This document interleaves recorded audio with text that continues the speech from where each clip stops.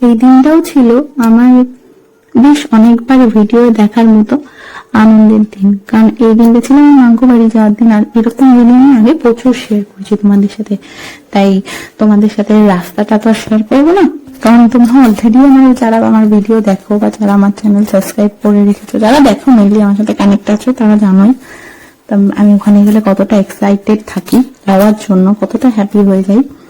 তো যাই হোক, সকাল সকাল উঠে ফ্রেশ হয়ে রেডি হয়ে ব্রেকফাস্ট করে অলরেডি রাতে করে রাখি ব্যাকপ্যাক, বাট কিছু বাকি ছিল ওগুলো করে দেন চলে যাচ্ছিলাম মাঙ্কুর কাছে। যাওয়ার সময় তো প্রচন্ড এক্সাইটমেন্ট কাজ করে, বাট আসার সময় ঠিক ততটাই খারাপ লাগে। এটা কিন্তু নতুন নয় যেটা ফার্স্ট টাইম বা এটাই লাস্ট টাইম, বাট স্টিল যেহেতু এতটা রাস্তা, তো সত্যিই খারাপ লাগে। বললাম না, যাওয়ার সময় যদি 5 ঘন্টার রাস্তা হয় সেটা মনে হয় 1 আওয়ার্স এর, আর বাড়ি যাওয়ার সময় ঠিক অপোজিট, যদি 1 আওয়ার্স এর হয় সেটা মনে হয় যে 5 আওয়ার্স।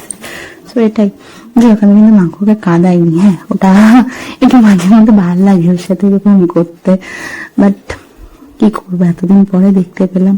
মেরে কলেজে को ठंडक मिला गाइस, मेरा बेटी को मैं देख पाया इतने दिन बाद फाइनली।